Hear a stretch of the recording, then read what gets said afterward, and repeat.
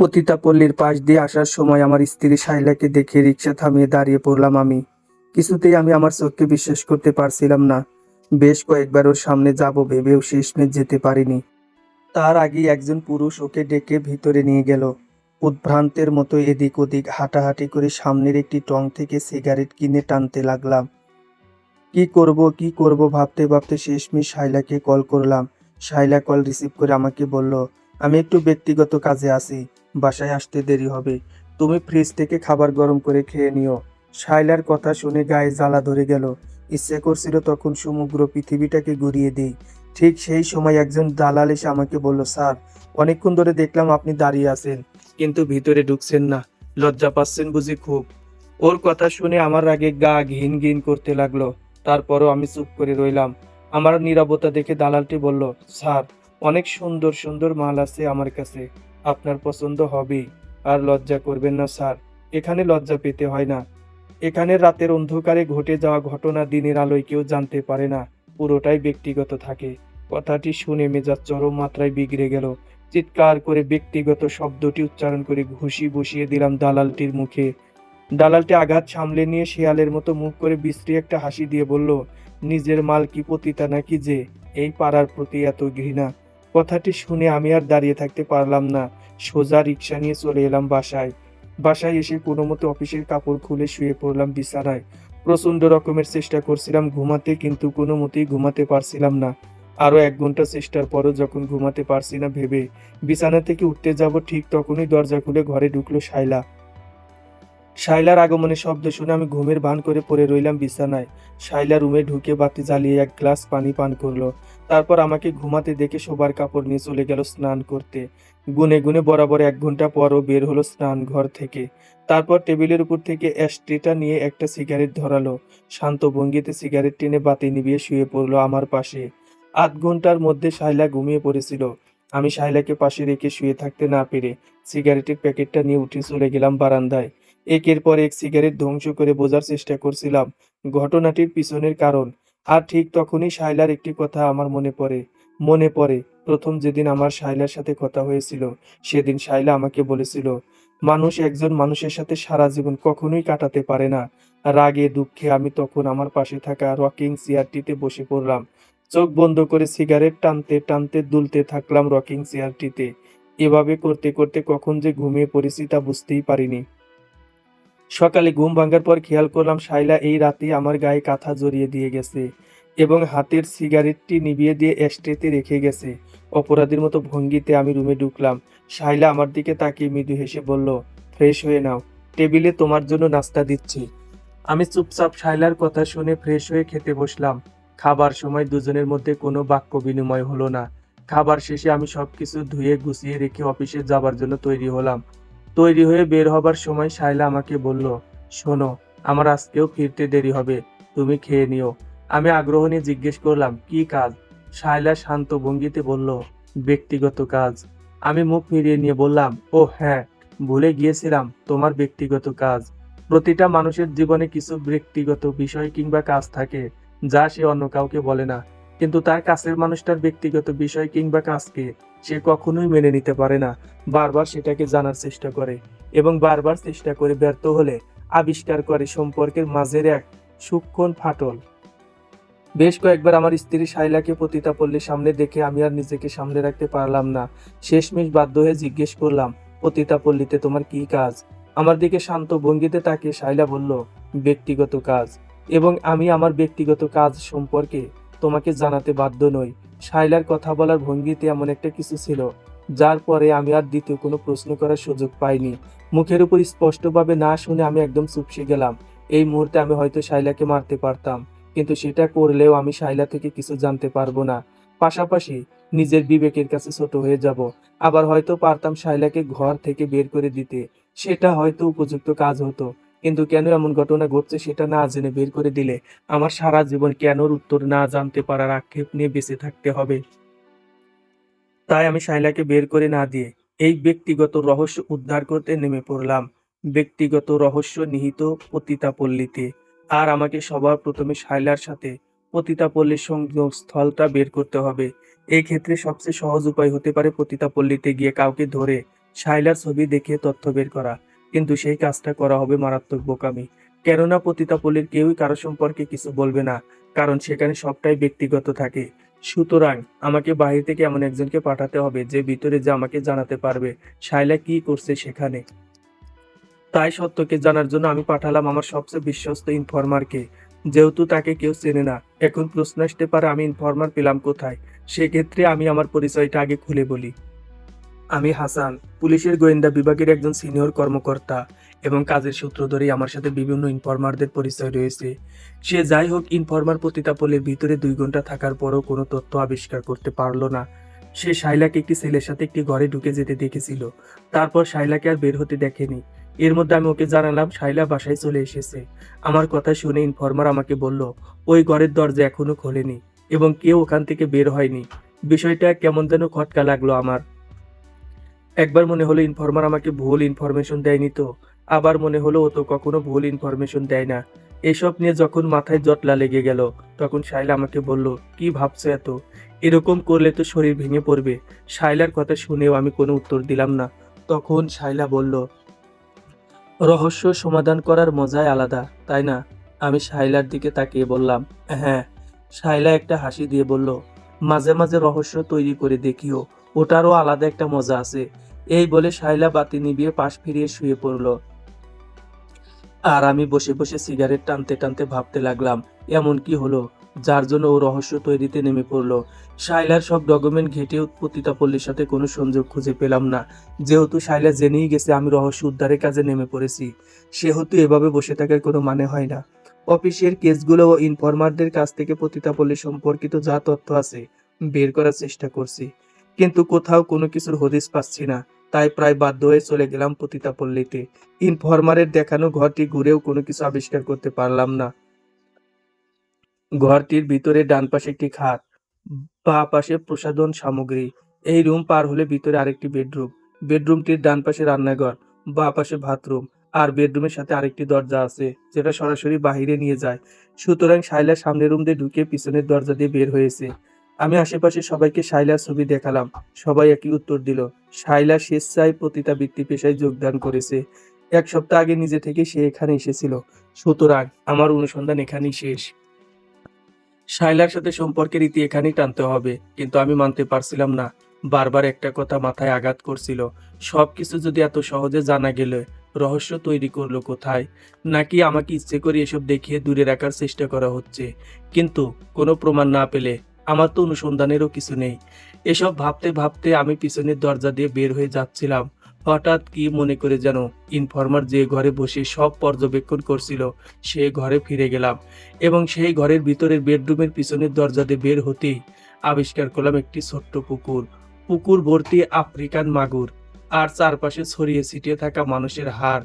ঠিক সেই সময় আমি পিছন থেকে খুব পরিচিত নারী কণ্ঠ শুনতে পেলাম, ব্যক্তিগতকে কখনো জানতে হয় না। কথাটি শুনে যেই আমি পিছন ফিরতে যাব, ঠিক সেই সময় আমার মুখে রুমাল চেপে ধরা হলো। ঘটনার আকস্মিকতায় আমি কিছু বুঝে উঠতে পারার আগেই অজ্ঞান হয়ে পড়ে গেলাম। আফ্রিকান মাগুরবর্তী পুকুরটিতে মৃত্যু যখন আসে তখন তাকে থামিয়ে রাখা যায় না, আবার যখন মৃত্যু আসে না তখন তাকে হাজার চেষ্টা করেও আনা যায় না। কথাটি সত্য, কেননা অজ্ঞান অবস্থায় ক্ষুধার্ত আফ্রিকান মাগুরবর্তী পুকুরে ফেলে দেবার পরও আমি কেন বেঁচে উঠবো? তবে একটা জিনিস আমার মাথায় ঢুকলো না। সাধারণত ক্লোরোফর্ম দিয়ে অজ্ঞান করলে 0.5 ঘন্টা 1 ঘন্টার মধ্যে হুঁশ ফেরে না, কিন্তু আমার 10 মিনিটেই ফিরলো। হুঁশ ফেরার পর পাড়ে উঠে একটা জিনিস আবিষ্কার করলাম, আর সেটা হলো আফ্রিকান মাগুর মানুষ খায় কিনা। আগে তা আমার জানা ছিল না। তবে মানুষ খেকো হলে মানুষেরা আর যাই হোক এর চাষ তো করতো না, তাহলে মানুষগুলোকে কে খেয়েছে? এবং ঠিক তখনই আমি আবিষ্কার করলাম আমার গায়ে হাত পায়ে অনেকগুলি জোক লেগে আছে। একে একে তাদের ছাড়িয়ে পানিতে ফেলতে আবিষ্কার করলাম মাগুরের পাশাপাশি ধারালো দাঁতের কিছু মাছ রয়েছে। পুরোপুরিভাবে পুকুরটার দিকে তাকিয়ে ধরতে পারলাম পুকুরটা 3 ভাগে বিভক্ত। সামনের অংশে আফ্রিকান মাগুর মাছ, যাদের থেকে সবাই ভাববে মাছ চাষ করা হয়, আর পিছনের দিকে 2 ভাগে বিভক্ত। 1 ভাগে যোগের চাষ করা হয়, আর 1 ভাগে পিরানহা মাছের চাষ। অর্থাৎ পুকুরটাকে মৃত্যুকূপ হিসেবে তৈরি করা হয়েছে। পার্টিশন থেকে ফ্লো এমন ভাবে করা হয়েছে যাতে প্রথমে দেহ থেকে সব রক্ত ঝোঁক শুষে নিয়ে ফেলে, তারপর সেখান থেকে দেহ চলে পিরানহার পার্টিশনে। ওখানে পিরানহা দেহের মাংস খেয়ে নেবে, তারপর চলে আসবে আফ্রিকান মাগুরের কাছে। কোনো প্রকার মাংস অবশিষ্ট থাকলে তা আফ্রিকান মাগুর খেয়ে ফেলবে। এতে করে শুধু পাওয়া যাবে হাড়। তারপর সেই হাড়কে গায়েব করে দিয়ে একটা মানুষকে সম্পূর্ণরূপে মুছে ফেলা যাবে। কিন্তু কেন? এই কেনর পাশাপাশি প্রশ্ন জাগে, শায়লা তাহলে আমাকে ওই সিস্টেম অনুযায়ী ফেললো না কেন? তাহলে শায়লা কি কোনো কারণে আমাকে বাঁচাতে চেয়েছিল? সে যাই হোক, আমাকে যেভাবেই হোক এখান থেকে বের হতে হবে, কেননা এখানে বেশিক্ষণ থাকলে আমার মৃত্যু অবধারিত। তাই আমি চারপাশ ঘুরে বের হবার পথ খুঁজতে লাগলাম। সবকিছু ঘুরে দেখার পর আমি বুঝতে পারলাম এখান থেকে বের হবার পথ একটাই, সামনের ওই দরজাটা। কিন্তু ওটা দিয়ে এখন বের হওয়া যাবে না। বের হতে হলে রাতে বের হতে হবে, কারণ রাতে এখানে ভিড় থাকবে এবং সেই সময় ভিড়ে কে বের হলো সেদিকে কেউ খেয়াল করবে না। সুতরাং আমার হাতে এখনো অনেক সময় এবং এই সময়ে আমাকে এই পুকুরের থেকে যা যা তথ্য সংগ্রহ করা যায় সংগ্রহ করে নিতে হবে। আমি এদিক ওদিক খোঁজাখুঁজির পরও কোনো তথ্য না পেয়ে হতাশ হয়ে যাচ্ছিলাম। আর ঠিক তখনই দরজার পাশের পাইপটা দিয়ে একটি লাশ আসতে দেখলাম। লাশটা স্লাইড করে এসে সরাসরি পড়লো জোকের পার্টিশনে, তারপর পিরানহা, তারপর আফ্রিকান মাগুরের কাছে। চোখের সামনেই লাশ থেকে হাড়ে পরিণত হলো একটা শরীর। এর মধ্যে রাত হয়ে গেল। হঠাৎ দরজা খোলার শব্দ পেলাম আমি। শব্দ শুনি আমি পুকুরের পাড়ে নিচের দিকে লুকিয়ে গেলাম। দূর থেকে একটা আলোক রোশনি এগিয়ে আসছে। আর ঠিক তখনই আমি অনুভব করলাম আফ্রিকান মাগুরেরা আমার পায়ের কাছে ঘুরঘুর করছে। অর্থাৎ যেভাবেই হোক আমাকে এখান থেকে উঠতে হবে। এসব ভাবতে ভাবতে আলোটা আমার বরাবর চলে এলো। কাছে আসতে আমি তাকে ঝাপটে ধরলাম। সে কিছু বলার আগেই মুখ চেপে ধরলাম। তারপর সোজা নিয়ে গেলাম জোকের পার্টিশনে। লোকটা ভয় পেয়ে বলল, আমারে ছাইরা দেন, আমি কিছু করি নাই। আমি বললাম, তাহলে বল কিভাবে বের হব? লোকটি বলল, চুপচাপ আমারে অনুসরণ করে যাবেন, আপনারে বাইর করার দায়িত্ব আমার। আমি সন্দেহ নিয়ে বললাম, তোরে অনুসরণ করতে যাব কেন? তুই তো শেষে ধরা খাওয়াই দিবি। লোকটি বলল, স্যার, আমার ডিউটি নাই আজকে। তাও ডিউটি নিছি, কারণ আপনি এখানে আছেন।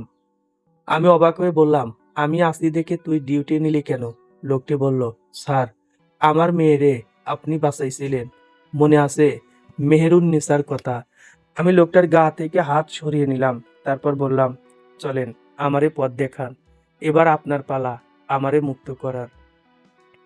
লোকটির দেখানো পথ অনুসরণ করে আমি দরজা দিয়ে বেরিয়ে আস্তে আস্তে পতিতাপল্লী থেকে বের হয়ে যাচ্ছিলাম। আর ঠিক তখনই আমি সামনে পড়ি শাইলার। শাইলা আমাকে দেখেও না দেখার ভান করে চলে গেল। আর শাইলার এই কাজে আমি অবাক না হয়ে পারলাম না। শাইলা আসলে কি চাচ্ছে, কি করতে চাচ্ছে সে? ও কি আমার হয়ে কাজ করতেছে, নাকি সবই কাকতালীয়? এসব ভাবতে ভাবতে কখন যে আমি পতিতাপল্লী থেকে বের হয়ে গেছি টেরও পাইনি। মেহেরুন্নেসার বাবার ডাকে বুঝতে পারলাম আমি মৃত্যুর হাত থেকে বেঁচে এসেছি। পতিতাপল্লী থেকে বের হয়ে আমি সোজা চলে এলাম অফিসে। আপাতত আমার জন্য ঘর মোটেও নিরাপদ নয়। অফিসে বসে বসে আমি নিখোঁজ কেসের ফাইলগুলো খুঁজতে শুরু করলাম এবং সেখান থেকে আবিষ্কার করলাম গত এক সপ্তাহে নিখোঁজ কেস 21টা এবং এই 21টা কেসের ভিকটিমদের সর্বশেষ রাতের 8টা পর্যন্ত খোঁজ পাওয়া গিয়েছিল। অর্থাৎ ধারণা করা যায় এদের পতিতাপল্লীতে যাবার অভ্যেস আছে, কেননা প্রায় দিনই 8টা-10টা এদের খবর পাওয়া যেত না।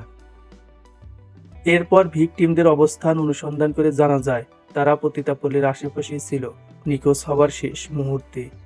এই নিখোঁজ হবার কেসগুলোর ফাইলগুলো ঘেঁটে আর বিশেষ কোনো তথ্যই উদ্ধার করতে পারলাম না। পতিতাপল্লী যাওয়া ছাড়া এদের আর কোনো সম্পর্কই খুঁজে পাওয়া গেল না ভিকটিম হবার জন্যে। সুতরাং এই ফাইলগুলো আমার কোনো কাজে লাগবে না। তাহলে কি করা যায় চিন্তা করতে করতে আমি একটার পর একটা সিগারেট টানতে লাগলাম, কিন্তু কোনো ক্লু খুঁজে বের করতে পারছিলাম না। তখন হঠাৎ আমার গুরুর দীক্ষার কথা মনে পড়লো। তিনি বলেছিলেন, যখন কোনো কিছুতে, সেটা কাজ হোক কিংবা ত্রিমান কেস হোক, কি করতে হবে বুঝতে পারবা না, তখন মেডিটেশন করতে বসে যাবা। মেডিটেশনের ফলে মাথা ঠান্ডা হবে, আর মাথা ঠান্ডা হবার পর যেখান থেকে শুরু হয়েছিল সেখান থেকে পুনরায় ভাবতে শুরু করবা। দেখবা একটা না একটা পথ চলে আসবে তোমার সামনে। আমি গুরুর কথা মেনে মেডিটেশন শুরু করলাম। তারপর প্রথম থেকে ভাবতে লাগলাম। পুরো কেসটার সূচনা হয়েছিল শাইলা থেকে, তারপর সেই পতিতালয়, তারপর পুকুর। যেহেতু পতিতালয় রহস্য বের করার জন্য এত কিছু করছি, সুতরাং পতিতালয় এখন কোনো কাজে দেবে না। তারপর পুকুরের সবকিছু জানা হয়ে গেছে, তাহলে বাকি থাকলো শাইলা। শাইলার প্রায় সবটাই আমার জানা, তাহলে শুরু করব কি দিয়ে? আর ঠিক তখনই মাথায় এলো ব্যক্তিগত শব্দটি। শাইলার ব্যক্তিগত একটা অংশ আমার জানা নেই, যা আমেরিকায় থাকাকালীন ঘটেছিল। সুতরাং আমাকে এই বিষয়টাকে উদ্ধার করতে হবে। আমি শাইলার সেই সময়কার ঘটনার সাথে সম্পর্কযুক্ত মানুষদের খুঁজতে লাগলাম। আর ঠিক সেই সময় আমার মনে পড়লো শাইলার ল্যাপটপের কথা, যেটাও আমাকে কখনো ধরতে দেয়নি। আমি ল্যাপটপের রহস্য ভাঙার জন্য পিস্তলটা সাথে নিয়ে বের হয়ে গেলাম আমার বাসার উদ্দেশ্যে। সময় এখন সকাল 10টা। শাইলার এখন কোনোভাবেই বাসায় থাকার কথা না। আমি বাসার সামনে এসে দেখলাম ঘর তালাবদ্ধ, অর্থাৎ শাইলা বের হয়ে গেছে। ঘরের চাবিটি দিয়ে তালা খুলে আমি ভিতরে ঢুকে গেলাম। ভিতরে ঢুকে এদিক ওদিক ঘুরিয়ে মাথাটাকে একটু শান্ত করলাম, তারপর চলে গেলাম আমাদের রুমে। আমার রুমের এদিক ওদিক দেখে ল্যাপটপটিকে আবিষ্কার করলাম শাইলার ড্রয়ারে, যেখানে ও সবসময় রাখে। ল্যাপটপটি অন করে দেখলাম পাসওয়ার্ড প্রোটেক্টেড। এটা শাইলার সবচেয়ে ব্যক্তিগত বস্তু, সুতরাং এটার পাসওয়ার্ড সবচেয়ে কঠিন হবে। প্রথমবার আমাদের জানা পাসওয়ার্ড দিতে খেয়াল করলাম হিন্টসে দেওয়া আছে কেস স্টার্টিং ওয়ার্ড। আমি খানিকটা অবাক হলাম। তাহলে কি শাইলা জানে আমি ওর ল্যাপটপ ঘাঁটবো? আর যদি জেনেই থাকে তবে এখানে রাখলো কেন? রাখলো তো রাখলো, পাসওয়ার্ডের হিট সই বা দিল কেন? ও কি আমাকে সাহায্য করতে চায়? যদি চায় তাহলে নিজে থেকে কিছু বলছে না কেন? নাকি সবই কাকতালীয়? এসব কথা ভাবতে ভাবতে আমার খেয়াল হলো যত তাড়াতাড়ি সম্ভব আমাকে ল্যাপটপ থেকে তথ্য উদ্ধার করতে হবে। এসব ভাবাভাবির জন্য পরে অফুরন্ত সময় আমি পাবো। সুতরাং কেস শুরুর করার শব্দটি লিখে ল্যাপটপের লক খুলতে হবে। সেই শব্দটা কি? শাইলা না পতিতালয়? পতিতালয় লিখে টাইপ করতে দেখি পাসওয়ার্ড ইনকারেক্ট। নিচে লেখা আসছে আরেকবার ভুল পাসওয়ার্ড দিলে ল্যাপটপ ফরম্যাট হয়ে যাবে। আমি একটু ভেবে শাইলা লিখে ইন্টার বাটনে চাপ দিতে গিয়েও দিলাম না। শাইলা মুছে দিয়ে ব্যক্তিগত লিখে ইন্টার বাটনে চাপ দিলাম এবং ল্যাপটপের লক খুলে গেল। ল্যাপটপের লক খুলতেই হোম স্ক্রিনে বেশি উঠলো শাইলার পাশে তার চেয়ে একটু বেশি বয়সী লোকের ছবি, অর্থাৎ ল্যাম্প স্ট্যান্ড বাইতে ছিল। আমি মোবাইল বের করে লোকটার ছবি তুলে রাখলাম। এরপর স্লাইড করতে বেশি আসলো একটা লেখা, যার অর্থ আমার বোধগম্য হলো না। আমি সেটিরও ছবি তুলে রাখলাম। এরপর আরো ঘাটতে যাব, ঠিক তখনই ঘরের দরজা খোলার শব্দ পেলাম। সুগন্ধির কল্যাণে বুঝতে পারলাম শাইলা ঘরে প্রবেশ করেছে। এবং ঠিক তখনই আমার খেয়াল হলো শাইলার ড্রয়ারে যে পিস্তলটি থাকে সব সময়, সেটি আজ ড্রয়ারে ছিল না। শাইলা রুমে ঢুকে দেখলো তার ল্যাপটপ অন করা। শান্ত ভঙ্গিতে ল্যাপটপটা অফ করে ডান দিকের পর্দার দিকে একটা স্মিত হাসি দিয়ে ও চলে গেল রান্নাঘরে। শাইলার কার্যকলাপ দেখে আমি খানিকটা বিস্মিত হলাম। নিঃসন্দেহে শাইলা আমার উপস্থিতি টের পেয়েছে। তারপরও শাইলা কিছু বলল না, উল্টো এমন ভঙ্গি করলো যেন ও আমাকে দেখতেই পায়নি। তাহলে কি শাইলা আমাকে সাহায্য করছে? হয়তো তাই। তাহলে মুখে বলছে না কেন? আমি খানিকটা চিন্তিত হয়ে ভাবলাম শাইলার সাথে কথা বলবো। ঠিক তখনই আমার মনে হলো শাইলা আমাকে জানাতে পারলে আগেই জানাতো। নিশ্চিত এমন কিছু হয়েছে যার কারণে শাইলা আমার সাথে এই বিষয় নিয়ে কথা বলতে পারছে না। সুতরাং আমার এখান থেকে চলে যাওয়াটাই উচিত। আমি আর অপেক্ষা না করে চলে আসলাম ঘর থেকে। অফিসে বসে ঘাঁটতে লাগলাম শাইলার ল্যাপটপ থেকে পাওয়া চিত্রগুলো। শাইলার পাশের ভদ্রলোকটির পরিচয়ও আমি কোনোভাবে উদ্ধার করতে পারছিলাম না, কেননা আমাদের ডাটাবেসে এই চেহারার মানুষের কোনো তথ্য নেই, অর্থাৎ মানুষটি আমাদের দেশের কেউ না। হতাশ হয়ে আমি সিগারেট ধরালাম। ঠিক তখনই আমার মনে পড়লো আরেকটি ছবির কথা। অপরিচিত ভাষায় কি সব যেন লেখা ছিল সেখানে। আমি সেই ছবিটি থেকে শব্দটুকু নিয়ে খুঁজতে লাগলাম এবং আবিষ্কার করলাম ওখানে কিছু শব্দ জার্মান ভাষায় লেখা। শব্দগুলিকে আক্ষরিক অনুবাদের পর যা উদ্ধার করতে পারলাম তা হলো ক্যানিবালিজম, আর্মিন মাইবাস ও নেশার মাইকন। বুঝলাম বাকি শব্দগুলো ছদ্ম শব্দ, যার অর্থ উদ্ধার করা আমার পক্ষ থেকে সম্ভব না। তাই বাধ্য হয়ে আমি ইন্টারনেটে ক্যানিবালিজম, আর্মিন মাইরাস ও নেসার মাইকন শব্দগুলি খুঁজতে লাগলাম এবং এই খোঁজার ফলাফলে যা পেলাম, ক্যানিবালিজম এর অর্থ নরমাংস ভক্ষণ, অর্থাৎ একজন মানুষ আরেকজনের মাংস ভক্ষণ করে। আর্মিন মাইবাস একজন জার্মান মানুষ, যিনি ইন্টারনেটে দ্য ক্যানিবাল ক্যাফে নামের ওয়েবসাইটে একটি বিজ্ঞাপনের মাধ্যমে 21 থেকে 40 বছরের সুঠামদেহী জবাইযোগ্য আহার হতে চাওয়া মানুষের সন্ধান চেয়েছিলেন। তার এই বিজ্ঞাপনে সাড়া দিয়েছিল বার্ন জুরগেন ব্রান্ডিস নামের একজন মানুষ। পরবর্তীতে তিনি ব্রান্ডিসকে খুন করে ফ্রিজের মধ্যে তার মাংস 10 মাস ধরে সংরক্ষণ করে ভক্ষণ করে। কিন্তু নেসার মাইকন সম্পর্কে আমি কোনো তথ্য আবিষ্কার করতে পারলাম না। সুতরাং আমার বুঝতে বাকি রইল না নেসারই সেই স্থির চিত্রের ভদ্রলোক। যেহেতু ওয়েবে কোনো তথ্য নেই, তাই আমি সাহায্য নিলাম আমেরিকার এফবিআইতে থাকা আমার বন্ধুর, যার সাথে ট্রেনিংয়ে আমার পরিচয় হয়েছিল। সে আমাকে জানালো নেসার ছিল আর্মিন মাইবাসের শিষ্য। শুধু নেসার না, নেসারের একজন বান্ধবীও ছিল। পরবর্তীতে নেসারের বান্ধবী সব ছেড়ে ছুড়ে আমাদের দেশে চলে আসে। আমি বুঝলাম শাইলাই ছিল সেই বান্ধবী। ঠিক সেই সময় আমার মনে পড়ল ফরেনসিক ল্যাবে প্রথম যখন আমি শাইলাকে মুর্দার সাথে দেখতাম, তখন ওর মধ্যে কেমন যেন এক হিংসুতা কাজ করত এবং ওই হিংসুতাকে ভালোবেসেই আমার সাথে শাইলার সম্পর্ক গড়ে উঠেছিল। এবং সেই সম্পর্ক পরবর্তীতে বিবাহে রূপান্তরিত নিয়েছে। যাই হোক, আমি ওর দেওয়া তথ্যের ভিত্তিতে বাংলাদেশের এয়ারপোর্টে খোঁজ করলাম। সেখান থেকে জানলাম নেসার কিছুদিন আগে দেশে এসেছে। তারপর ইন্টারন্যাশনাল ফ্লাইটে আমেরিকা থেকে আগত যাত্রীদের ভিডিও ফুটেজ সংগ্রহ করে চিহ্নিত করলাম নেসারের আসল রূপ এবং বিস্মিত হয়ে আবিষ্কার করলাম প্রথম দিন যেই ভদ্রলোককে আমি ঘুষি মেরেছিলাম সেটাই ছিল নেসার। সুতরাং নেসারের খেলা আজ রাতেই শেষ। আমার হাতে বিস্তর সময় দেখে আমি সিগারেট টানতে টানতে শাইলার অবস্থান বিবেচনা করলাম। শাইলা তার পুরনো জীবনে ফিরে যেতে চাচ্ছিল না, কিন্তু নেসার তাকে টেনে নিয়ে যেতে চাচ্ছিল। সম্ভবত নেসার শাইলাকে 24 ঘন্টা মনিটরিং করত, তাই ও আমাকে না বলে আমাকে দিয়ে কাজ করিয়ে নিয়েছে। ও জানতো আমি এই সময় এই রাস্তা দিয়ে ঘরে ফিরবো, তাই ইচ্ছে করে আমার সামনে দেখা দিয়েছে। সবই তো বুঝলাম, কিন্তু একটা জিনিস বুঝলাম না, নর মাংস তো মানুষেরাই খেত, তাহলে মৃত্যুকূপ কেন বানিয়েছিল? আর পতিতা পল্লীকেই কেন বেছে নিল ওরা? সময় রাত 10টা। মৃত্যুফাঁদের কাছে টানতে টানতে শায়লাকে নিয়ে আসলো নেসার। খেলা শেষ হয়ে যাওয়ার কথা বলায় মাথা গরম হয়ে গিয়েছিল ওর। কোনোভাবেই ও শায়লার এই অসম্ভবকে সম্ভব করা মানতে পারেনি। রাগে ক্ষোভে যেই শায়লাকেও ফেলে দিতে গেল পুকুরটাতে, সাথে সাথে পিছন থেকে কথা কানে আসলো, ওকে ছেড়ে দাও, না হয় তোমাকে গুলি করে দেব। নেসার কথাটি শুনে হাসতে হাসতে বলল, আমি এমনিতেও মরবো, অমনিতেও মরবো। নেসারের এই হঠাৎ চমকে গিয়ে মনোযোগ হারিয়ে ফেলার সুযোগ নিয়ে শায়লা নেসারকে এক ধাক্কায় ফেলে দিল পুকুরটিতে। সাথে সাথে জোকেরা ওর সারা শরীরকে ঘিরে ধরলো আর নেসার চিৎকার করতে লাগলো। অদ্ভুত তাই না? যে কারণে ও বেছে নিয়েছিল পতিতাপল্লীকে, সেই একই কারণে ও আজ নিজেই ফেঁসে গেল। রাতের অন্ধকারে জেগে ওঠা পতিতাপল্লীতে আর্তনাদের শব্দে কেউ কখনো কান দেয় না। এত আর্তনাদের মাঝে কোনটা আনন্দের আর কোনটা মৃত্যুর সেটা কখনো আলাদা করা যায় না। আর এই জন্যই বেছে নেওয়া হয়েছিল পতিতাপল্লীকে। নেসারের মৃত্যু নিশ্চিত হবার পর অনিকেত শায়লাকে জড়িয়ে ধরল। ভালোবাসার দাবি বোঝাতে উষ্ঠের সাথে অধর মিলিয়ে দীর্ঘ চুম্বনে মেতে উঠেছিল। ঠিক সেই সময় অনিকেতের অসতর্কতার সুযোগ নিয়ে শায়লা ওকেও ঠেলে দেয় মৃত্যুকূপে। অনিকেত বুঝতে পেরে তীব্র আর্তনাদের বদলে নিশ্চুপ হয়ে রইল। ভালোবাসার এই পরিণতি দেখে কিছুটা বিস্মিত বোধ করছিল সে। অনিকেতের এই নিস্তব্ধতায় শায়লার বুকের ভিতর কেমন যেন কষ্ট হতে লাগলো, কারণ এই লোকটা ওকে ভালোবাসতো আর সেও এই লোকটাকে ভালোবাসতো। ভালোবাসার মানুষটি যে জিনিসটি অপছন্দ করত সেটি হলো রহস্য উদ্ঘাটন করতে না পারা। তাই মৃত্যুর শেষ মুহূর্তে শায়লা সেই মৃত্যুকূপের রহস্য উন্মোচন করলো অনিকেতের কাছে। আরমিন মাইবাস নরমাংস ভক্ষণ করত, আর আমরা করতাম বিশেষ কয়েকটি অঙ্গ।